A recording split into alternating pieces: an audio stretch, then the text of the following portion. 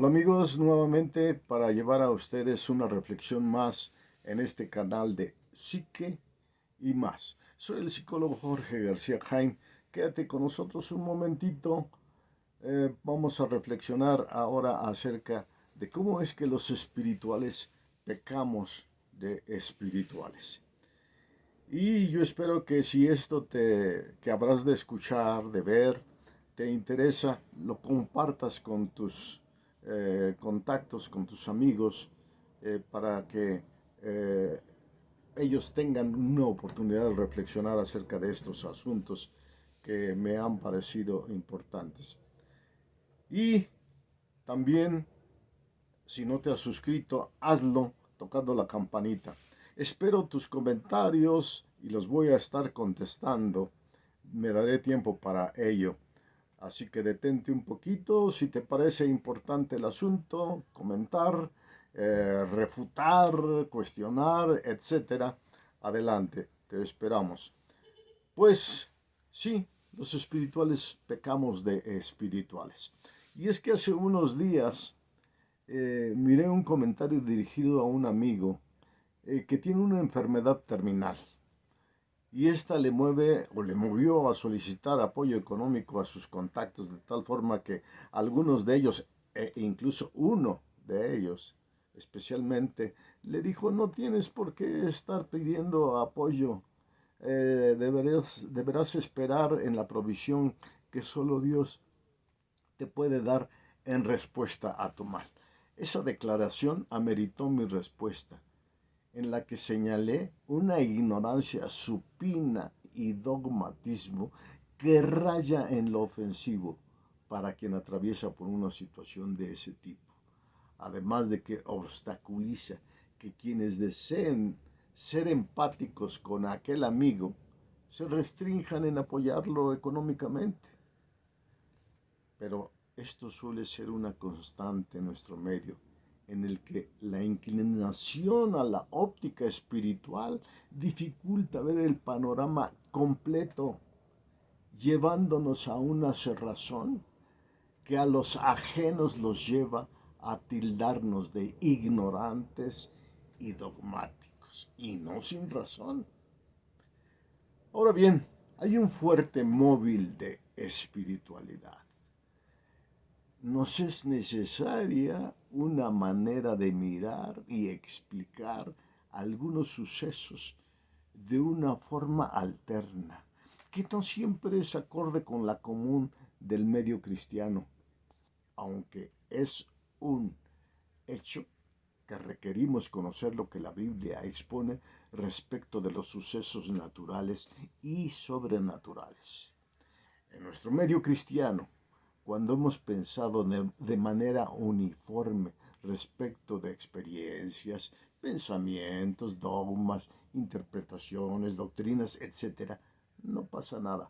Pero cuando alguien piensa diferente, se convierte en una amenaza al grupo de poder cristiano y digno de desconfianza. Al señalar las fallas de nuestro medio, no busco el descrédito de la fe común de la Biblia, sino la confrontación del sistema de interpretación dogmática de la forma de ver de muchos cristianos. No al individuo, sino al sistema interpretativo, ya que es necesario aplicar algunas herramientas no solo bíblicas, sino cuando hace falta usar las científicas a los sucesos, eventos, padecimientos, circunstancias, dolores, conflictos, etcétera. Alguien podría argumentar que no es posible meter a Dios o lo espiritual en un laboratorio. Absurdo sería querer hacerlo, pero sí es posible procurar un análisis objetivo, quizás hasta cuantificable, de los sucesos, experiencias y múltiples vivencias propias de miembros de algunas comunidades cristianas. Sin embargo, lamentablemente hay un trueque en nuestro medio. la anulación de las capacidades críticas a cambio de ser parte de un grupo o de tener experiencias espirituales gratificantes y la admiración de los otros del mismo grupo al que se pertenece. Vaya, parece ser que estamos ante los terroristas de la fe. Cuando el escéptico no comparte la opinión de la mayoría, ésta lo descalifica con referencias bíblicas, tratando de ponerlo a un menor nivel espiritual. Y lo denomina hombre natural, carnal, incrédulo, etc. De esa manera, el que critica logra subir por encima del criticado. Los argumentos dogmáticos se circunscriben a descalificar al opositor exclusivamente a través del argumento denominado ad hominem, es decir, desacreditando al expositor por su postura, por su persona, por su personalidad, por su creencia, y se soslaya de esa manera su argumento para disminuir el peso de ese expositor y ser más fácil menospreciarlo por ser menos o diferente a la mayoría. Hay una consigna no escrita, en donde cualquiera que no piense como la mayoría debe ser visto con recelo. Máxime, si la persona que se opone a esa mayoría presenta argumentos científicos o filosóficos a los cuales hay que contraatacar. Así sea con argumentos no científicos y solo espirituales, pues en ocasiones no los conoce, pues compró la idea de que solo debe saber sobre la Biblia y todo lo demás es poco importante. Así entonces, resulta interesante lo que expresa Salomón: no seas demasiado justo, ni seas sabio con exceso, porque habrás de destruirte. Entiendo que una cerrazón que produce rechazo a otros no solo les es pernicioso, sino también repercute en daño propio. Es necesario valorar que la ciencia y el conocimiento verdaderos provienen de Dios, porque dice Salomón, el Señor es el que da la sabiduría, el conocimiento y la ciencia brotan de sus labios, según escribió en Proverbios 2:6. Así entonces, aunque no es agradable violentar a otros, nunca lo es huir tampoco de las lapidaciones verbales. Y tampoco lo es el sufrir la subestimación o discriminación por no compartir la opinión mayoritaria. El miedo a eso espanta a muchos.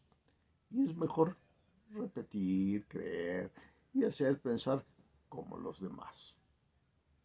Y eso es lo que muchos prefieren antes que verse en el foco del señalamiento y el rechazo, lo cual es muy lamentable, pues prefieren cerrar una puerta al uso de las capacidades cerebrales con las que todos nacemos y al acceso a un conocimiento que es altamente gratificante. Y sí, existen terroristas de la fe, aunque ellos mismos lo ignoran. Ahora bien, regresando al comentario de aquel amigo, he de agregar que mi respuesta también incluyó: qué pena que muchos mandan a morir a otros argumentando que las enfermedades todas,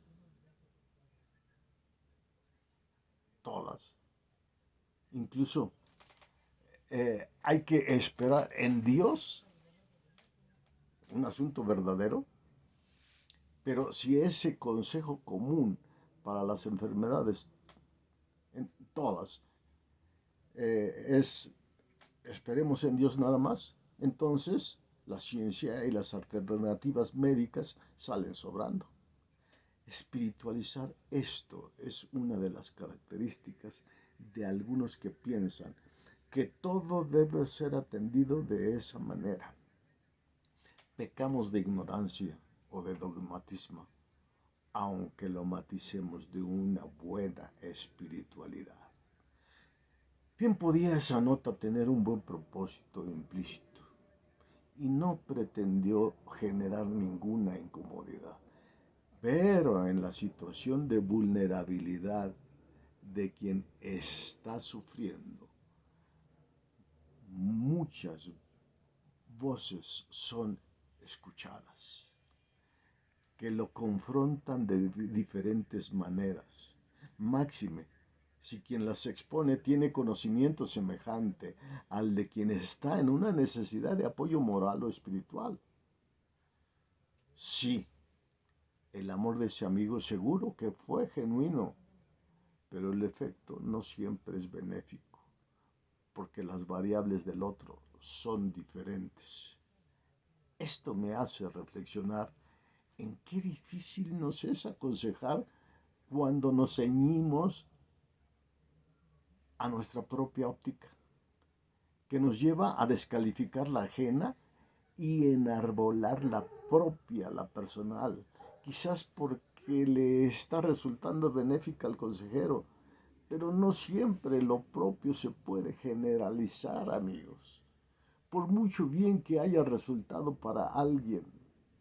Así entonces, podemos pecar de una espiritualidad sustentada en nuestra propia experiencia, al exponerla para que sea aceptada como una norma de fe y conducta, que en algunos casos se ha convertido en un rasgo distintivo de algunas denominaciones ultraconservadoras, que toman a pie juntillas lo enseñado implícita o explícitamente, de forma tal que quien no lo asume es tildado de rebelde y casi apóstata.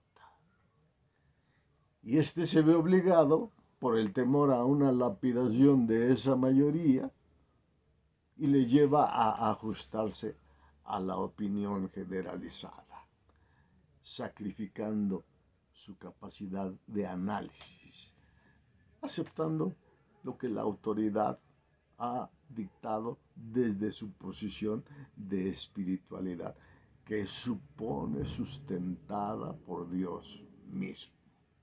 Así, en la espiritualidad pecamos de espirituales y requerimos ser menos espirituales y más amorosos o empáticos con los demás. Y revisar que no siempre nuestra forma de ver el mundo es la mejor forma de ver.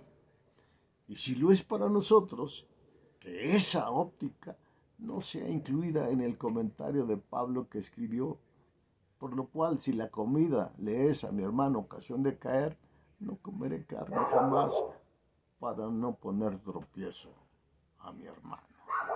Así que chequemos lo que sustentamos, lo que exponemos, y no generalicemos creyendo que lo que nosotros creemos o asumimos es, como se dice, la neta del planeta. Amigos, espero sus reflexiones y sus notas, estaré contestando a ellas.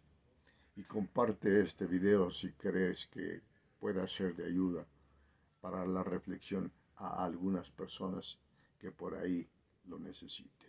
Muchas gracias y te veo la próxima.